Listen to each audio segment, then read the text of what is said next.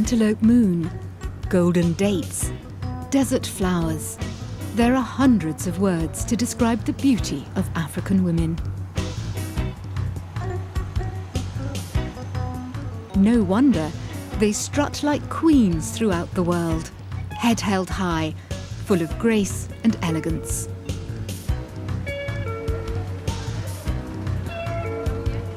Much time has been dedicated to this subject, especially the amazing hair creations. One finds works of art based on ancient knowledge. African women possess an infinite abundance of cornrow hairstyles.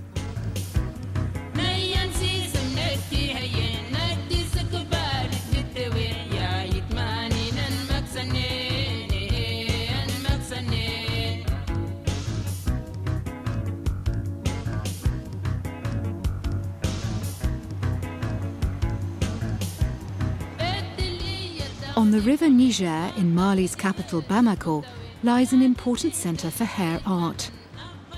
Bamako means crocodile back. While the indigenous animals retreated, more and more humans surged to the metropolis. In 1960, Bamako had 100,000 inhabitants. Today, it has around 2 million. Many of these are women, who every 2 to 4 weeks have new hairstyles conjured onto their heads. The transient masterpieces bear such marvellous names as Bogo Tiginu or Dembaku, meaning on the go, serpent, or mango blossom. It's hardly surprising that men get inspired to make such compliments as, "Your beautiful hairstyle makes me blind to your flaws." Even pop stars and political heroes such as Shakira and Mandela are cited. Humour is also not neglected, with some hair creations referred to as crooked or Congo rat. And as in the rest of the world, youth is breaking with tradition, with Western ideals being imitated. Straight, long, synthetic hair is in vogue.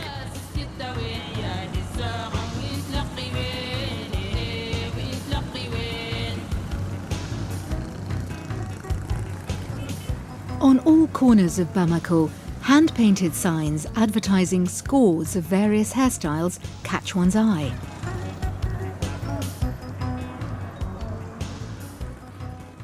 Advertisements even hang in trees on the roadside in residential areas. Underneath these signs sit tresseurs, just as braiders in the former French colonies are depicted.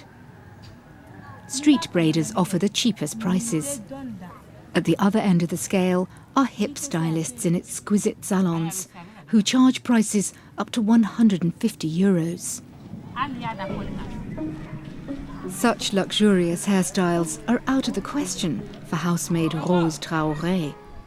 She can only afford the cheaper variety, worth between €2 and €4.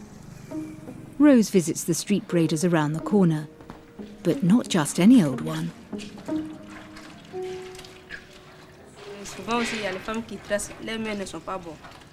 There are braiders whose hands aren't good. As well as cutting your hair, they also cut you, and your head gets sick too. Therefore, you must only choose one person to style your hair.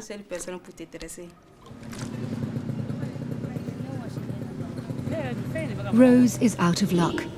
Her braider has disappeared. An unknown woman is sitting at the roadside. Rose negotiates the price with her. At least she pretends to.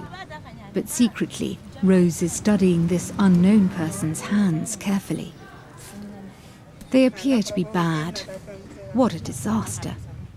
However, she doesn't let on. An impossible dilemma, as Rose has an important appointment the following morning at a photo studio. Her family in Burkina Faso are supposed to get a portrait of her.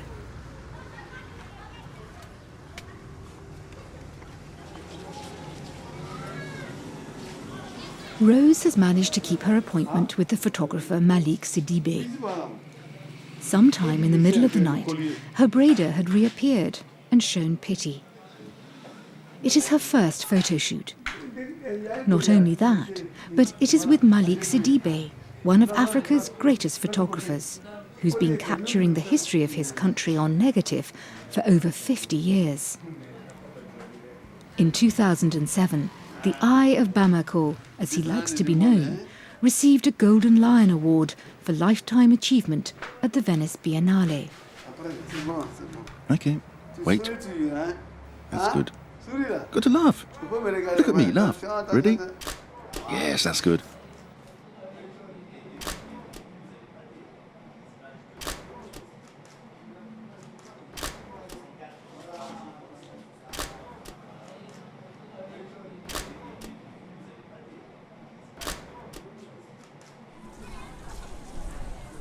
After work is done, Malick Sidibé sits outside his studio and waits for custom, as he has done for over 50 years.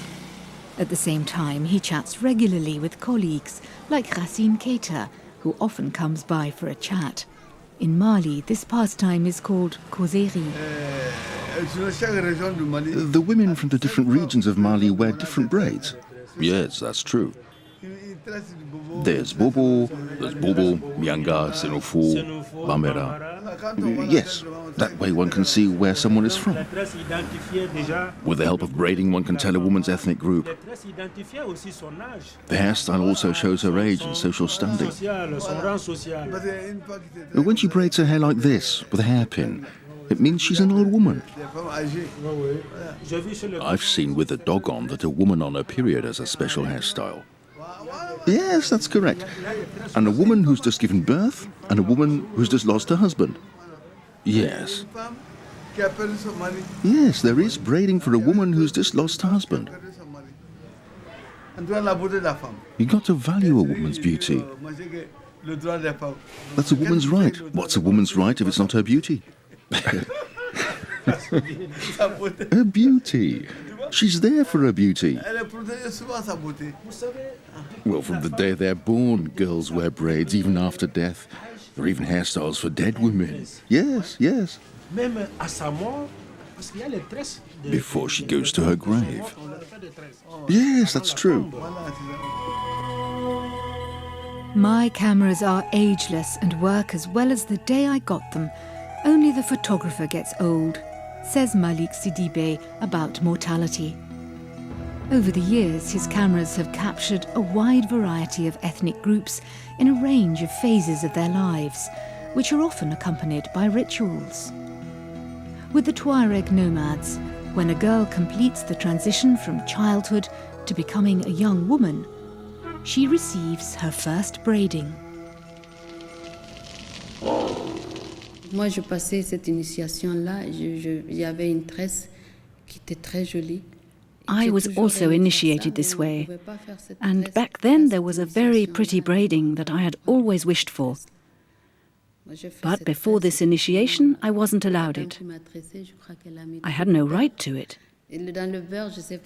Now I could finally get this braiding, and I believe that the lady who styled me used too much butter for the hair. I don't know if maybe also some milk or something else was in the butter. Sand was glued to the end of the braids so that they sat well. Je me suis réveillée avec plein de scénarios sur ma tête, dans mes cheveux. That night I slept, but was suddenly woken as my hair came to life. I scratched, and it felt like ants or other insects were dancing in my hair.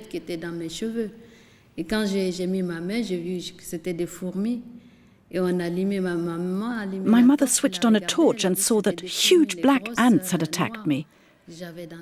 I screamed, and the women around me fell into panic. Eventually, they helped me to get rid of the intruders. That is the memory of my first braiding during my initiation into adulthood.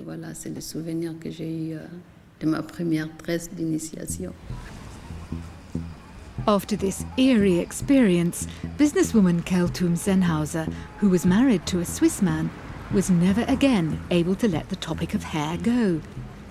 Maybe for this reason she counts a hair salon among her numerous activities. There, much time is devoted to contemporary hair techniques in a very creative attempt to harmonise tradition and modernism.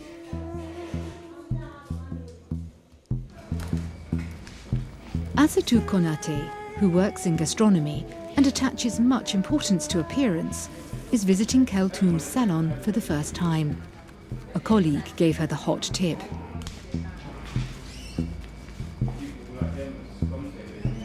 The fashion-conscious Malian doesn't yet know which hair creation to choose, and therefore turns to stylist Jérôme for advice. Could you do me this style? Yes, I could do that. First, let's see if there are enough hair extensions for that. Well, this could work. Could work. There aren't very many. Okay. Okay, we'll try. Okay, like this model. Yes, like that model.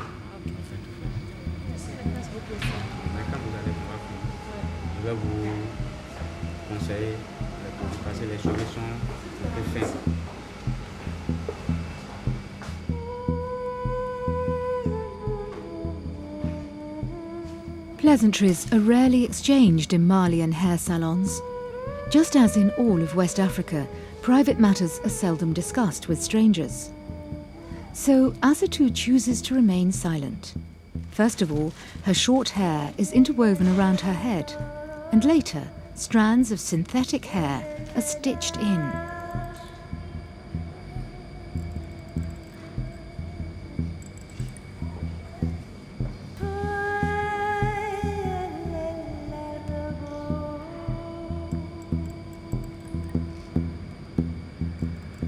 European long hairstyles are in vogue. This is a problem, as African hair typically takes the form of short curls. Keltoum, the owner of a hair salon, believes that her fellow countrymen are far too quick to blindly accept the ways of the Western world. We often rate things which come from abroad as superior to something which comes from ourselves. That is Africa's problem. If you borrow your neighbour's mirror, he will ask for it back one day. Then you will be left without a mirror. In any case, you don't see yourself in the mirror, but only your neighbour.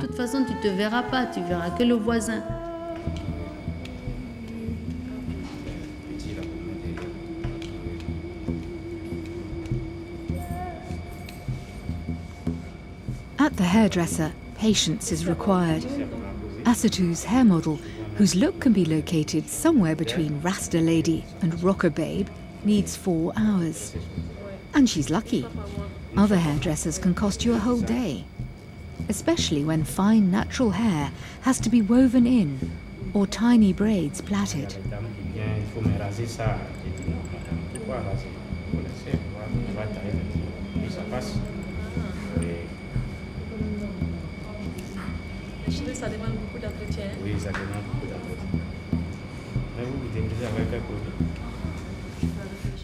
Asatou doesn't waste a thought on whether the splendid mane will fit under the plastic cap that she has to wear in her job as a dessert chef.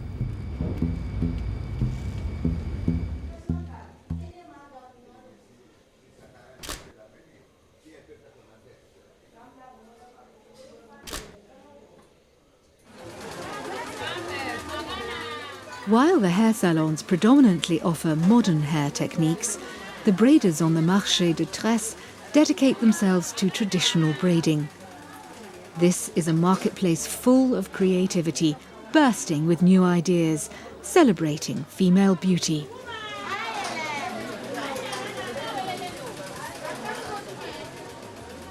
If you're talking about beauty in Mali, the nationally renowned journalist Ami Traoré will be there. She is one of the organisers of the only hair braiding competition in Africa.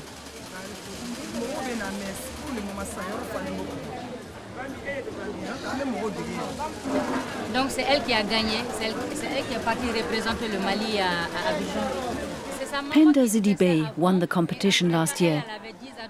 She travelled to Abidjan to represent Mali. Her mother was also a braider.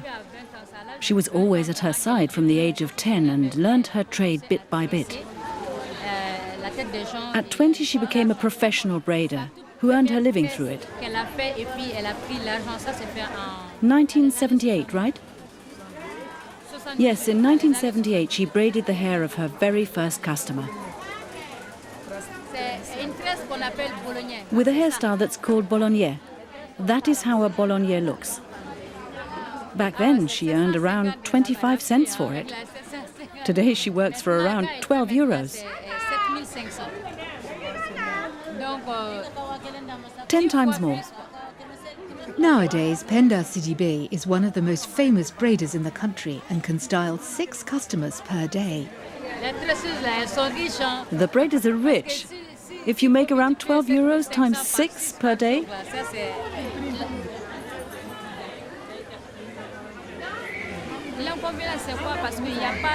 the uncertainty of being a braider is that one never knows how many customers one will get. Today, for example, is Saturday, and one can, from experience, expect 3 or 4 customers. But 5 days can also pass without one single job. Then they start to think a lot about changing careers. However, I wouldn't encourage them to do this. If these women give up, who will make us beautiful? Overlaying strands of hair have to be burnt off. In the process, poisonous fumes are given off. Her eyes are hurting just now. As well as this, many customers get headaches. Beauty has no price, claim the braiders from the Marché de Tresse, who also style ministers and presidents' wives.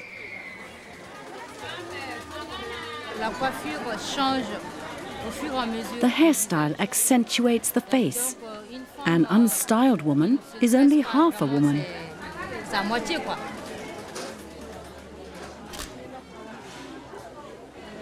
Everything changes with braiding, and you become young.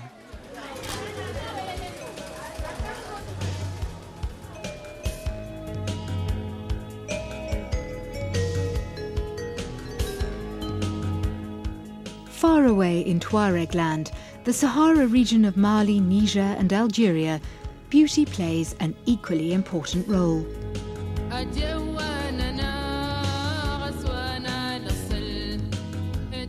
Always on the lookout for fresh pastures for their herds, the nomads move through the great deserts of the world.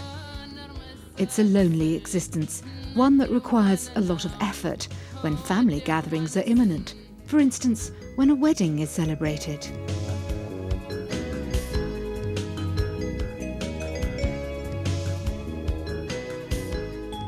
One must put up with long journeys simply just to extend an invitation. Abdullah Hanufa left his camp 6 days ago. The nomad is looking for his cousins, who are to be invited to the wedding of a niece.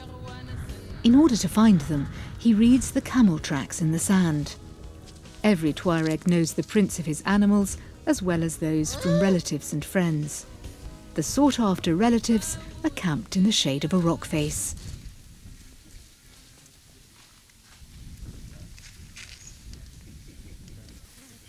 Tea is prepared to welcome guests. Besides chewing tobacco, this is the only luxury in the Tuareg land. 3 glasses must be drunk, the first as bitter as death, the second as strong as life, and the third as sweet as love. Ahmed, in a month's time there's a wedding at Adauda. You're invited. Oh, good. God willing, and as long as work allows it, I'll come.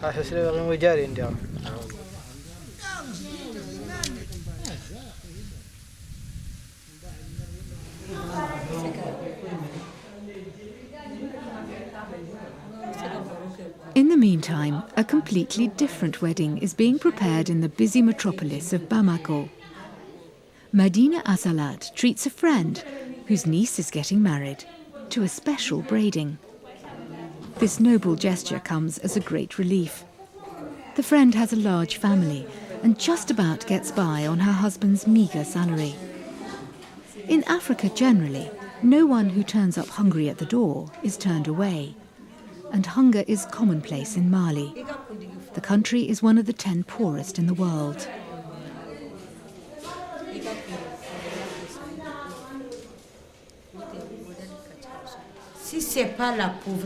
If there was no poverty, every woman would go to the braider every weekend. Every woman wants to be beautiful, if only crisis and poverty didn't get in the way. The braiders that Medina has ordered are notorious for their extraordinary craft.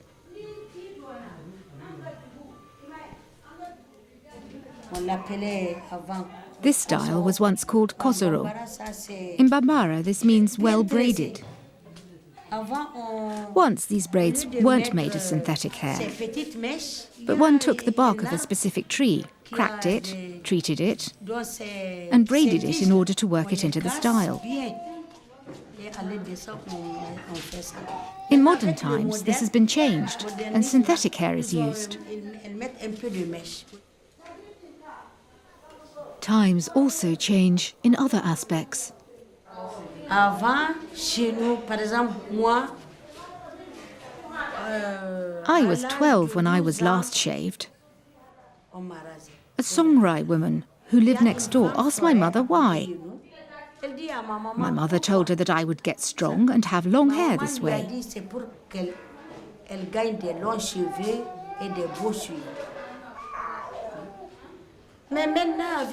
But today, with modern development, one rarely sees a girl between 10 and 16 who has been shaved. I have my young daughter who's already well styled.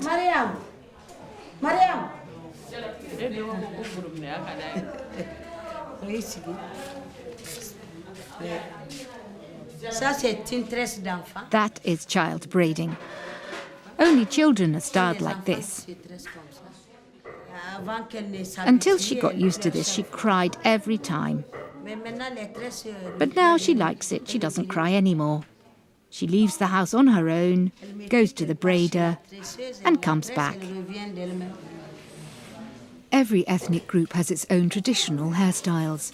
Even when marrying into another ethnicity, one stays true to one's ancestry. I am Tuareg. My husband is Dogon. But I have never had a Dogon style done. It's no wonder that Medina keeps to the hairstyles of her people. They can only be braided into women with shoulder-length hair and are therefore very special. After 5 hours, the braider has completed the complicated hairstyle.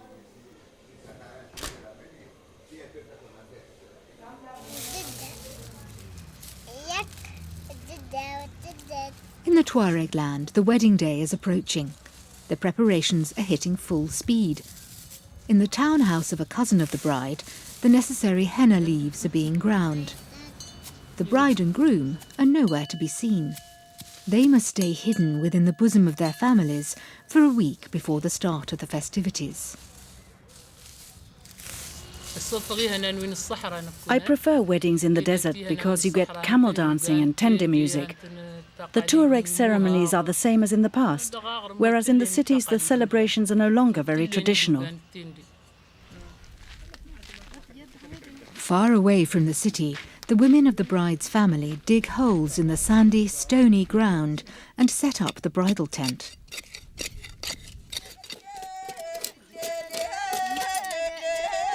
The mother of the bride's song sounds for the first time at this wedding and summons the daughter to have patience as a married woman. The song also describes the mother's pain in having to leave her daughter and warns the bridegroom, "My daughter is the dearest thing that I possess. I actually don't want to give her to anyone, but she chose you and loves you very much. So I expect that you will always give her the best, that you will pamper her with sweet dates and never bring bitter fruits."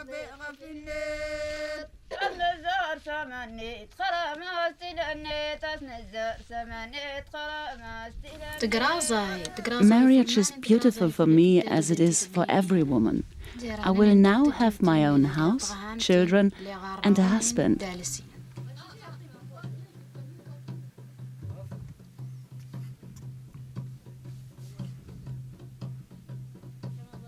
Like his wife, the bridegroom waits for the first meeting after sunset.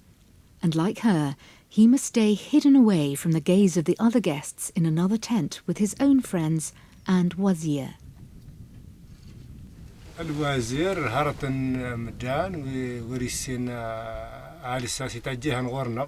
wazir's job is to be at the bridegroom's side, to advise him. And the wazir also takes care of the male guests during the wedding.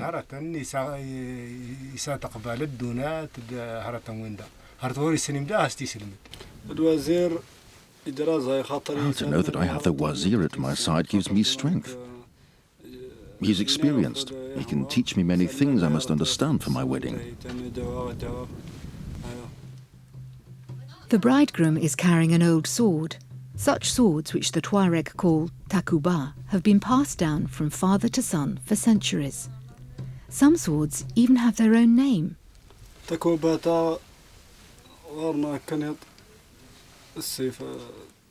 According to tradition, it's extremely important that the bridegroom carries a takuba. He protects the bride from evil spirits with this sword.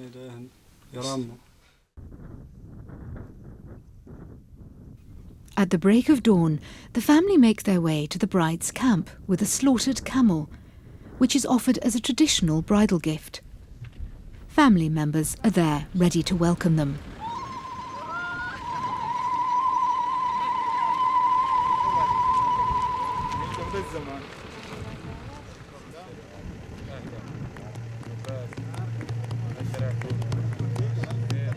The women of the bride's family beat the tender drum. The heavy wood mortar is converted into a drum for the festivities. They call the proud riders to do the ulugan, the name for the camel dance in the Tuareg language.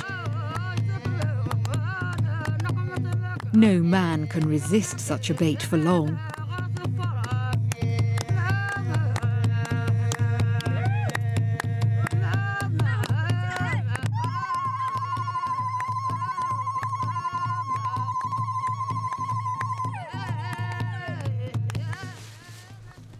The bride doesn't join in any of the commotion going on outside the tent. She even modestly conceals her face behind a shawl and doesn't make a sound. On this day, it is forbidden to say a word. Not that the Tuareg would generally say much, but it is a matter of manners and honour to comply with the regulations at a wedding. These regulations are called ashek and are very strict. In the meantime, an aunt braids the bride's hair. Today she will get the hairstyle of a married woman for the first time in her life. What does tuakind mean? The tuakind shows the generosity of the bridegroom.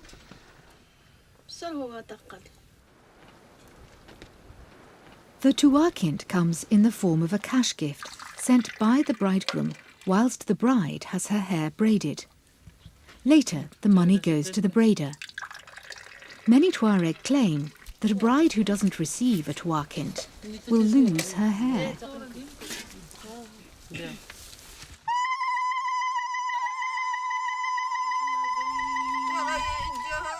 Everybody is relieved. The tea boy, as is expected, has secretly slipped the cousin a tuakind. It turns out to be generous, around 30 euros. A simple labourer earns the equivalent of 5 euros per day.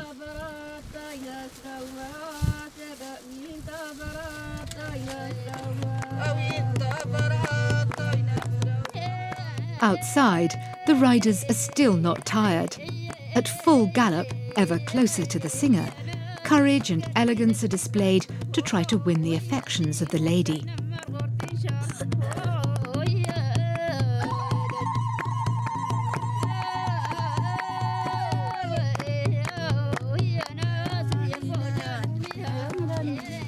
In the bridal tent, the bride's hands and feet are painted with henna paste, which will later dye the skin red.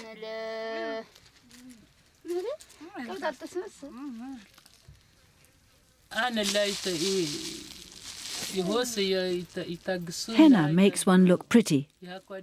We believe that henna brings luck and blessing. According to Tuareg tradition, after the application of the wedding henna, the bride is considered a married woman and becomes the mistress of the tent. In the event of a divorce, which can be demanded at any time by either side, the man must move out and sleep outdoors, just like every bachelor in the region.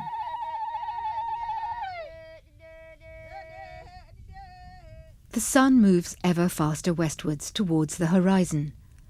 The bridegroom continues to wait motionlessly in his tent, while his chosen one is dressed for her first encounter with him as a married woman.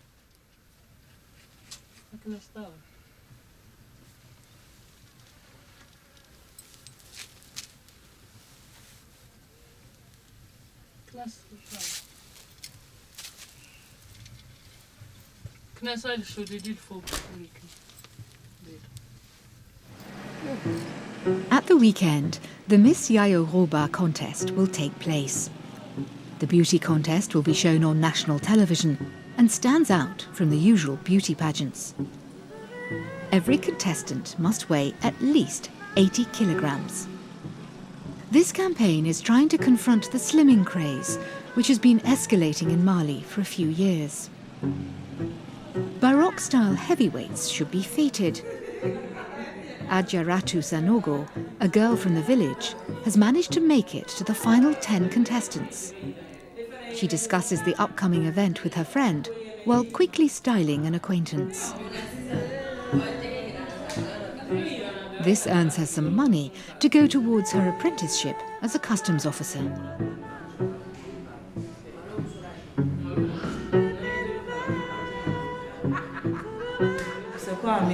What does it mean to be Miss Yayo-Roba? It's a mistitle. Ami Traoré invented Miss Yayo-Roba. Yes, but I don't know that word. What does Miss Yayo-Roba mean? It is a word from around here. We often call plump characters the Yayo-Roba. That is why this name was chosen. How do you walk when you're introduced to the audience? I'll just walk there. Yes, just like that. Yeah, but without hang-ups. No, without hang-ups. I don't want you to be shy in front of the audience. No. I don't want you to be shy in front of the audience. No. Only 2 days until the beauty contest. The friends give extensive advice about strategies which could help Adjaratu to victory. Adjara, Sanogo. Do it like this. Because if you stand in front of the audience shaking like that, you'll bring shame on us. At this moment, I will drop dead on the spot. Look, I'll dance. I'll also showcase myself. See how's that?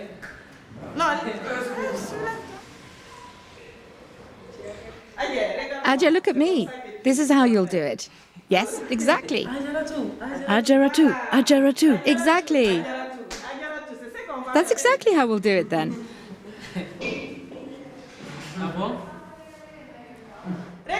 Watch me closely. Watch me. I will sit in the audience in front of you. You won't cry. You'll stand on stage with a beaming smile. I'll cheer you on. Adja, Adja. And then you do it like that. Look.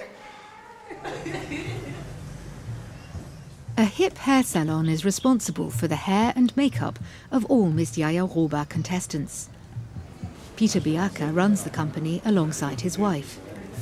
He finds new ideas for hairstyles on television or on the internet.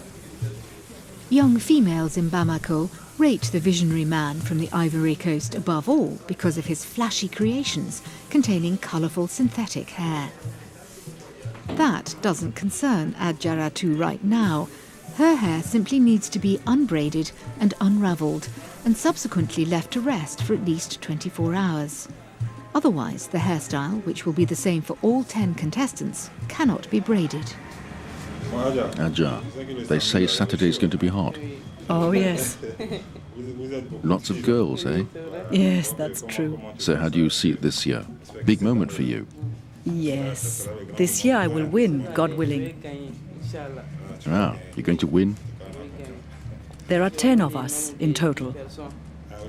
Ah, there are 10 of you? Thus I will do everything in order to win this year. So what leads you to believe that you'll win this year? Me? Yes, you.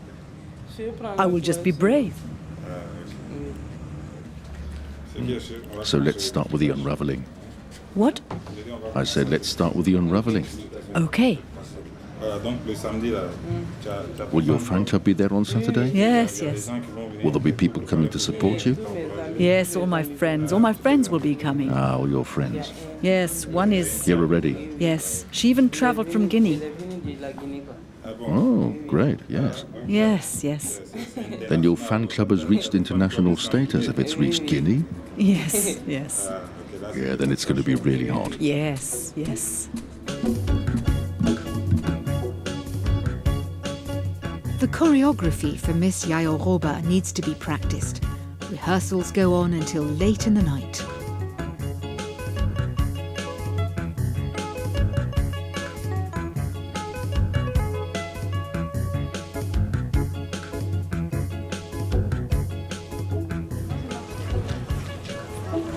Adjaratu's friend desperately needs material for a dress from the Marché de la Médine. She also wants to make a spectacular contribution to support her contestant through her appearance. The dull sound of cloth drums can be heard from a distance as starch is hammered into the brightly coloured cotton damask. Only through this sweaty work can the materials shine perfectly and produce that peculiar rustling which characterises every ganila, the name given to this kind of damask in West Africa.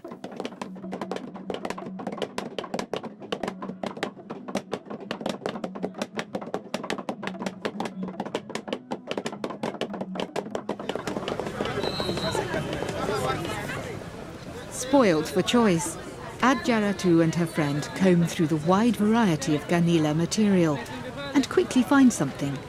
The price negotiations, however, drag on.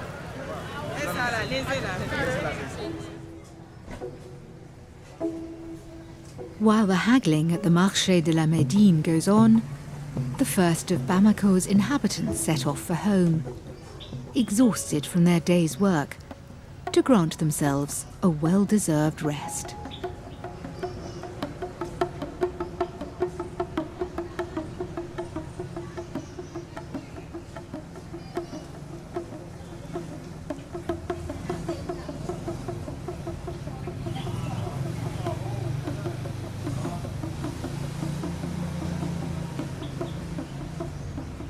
School children have dropped their books off at home, taken off their school clothes, and imitate the heroes of hip music videos on the streets.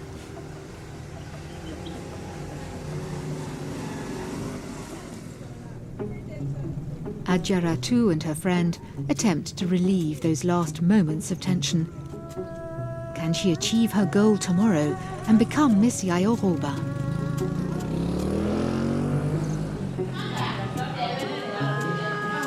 To ensure fairness, all contestants have the same hairstyle.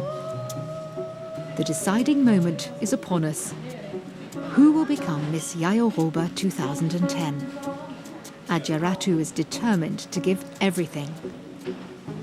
Is it a good omen that she drew the number 10? What are her chances of winning? Experts whose opinion is being heard behind the scenes are by no means entirely convinced of Adjaratu's talent. Ami Traoré opens up the evening's Miss Yayoroba contest. Contestants must not only shine in several different garments on the catwalk, but also prove their quick-wittedness and general knowledge on the microphone afterwards.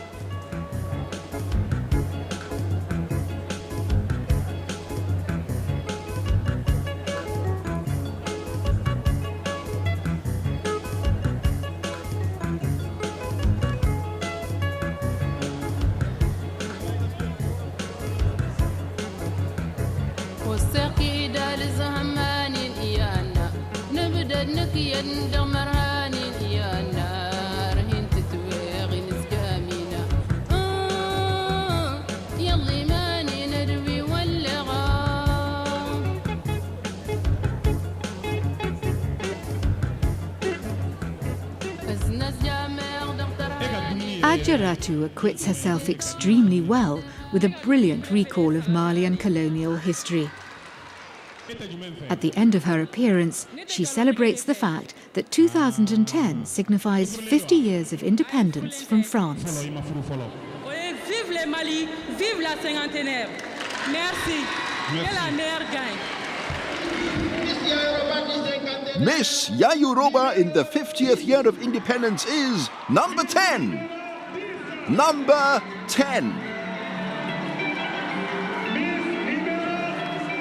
Number 10, Adjaratu Sanogo.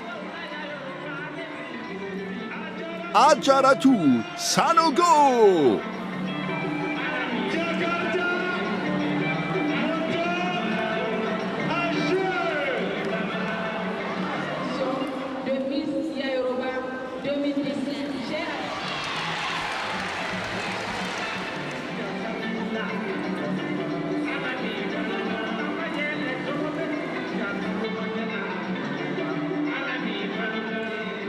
Adjaratu has won despite all the prophecies of doom.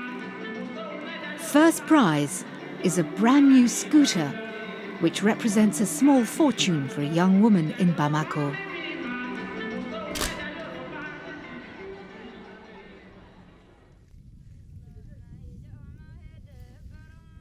Out in the Tuareg land, the waiting has come to an end. The encounter between bride and bridegroom is just moments away.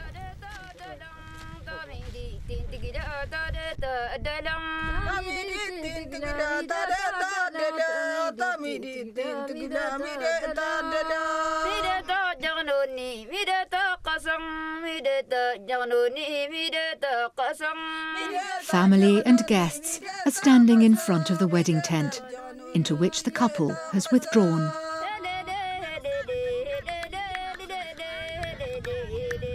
A few bold figures risk a last dance as darkness descends over the vast land.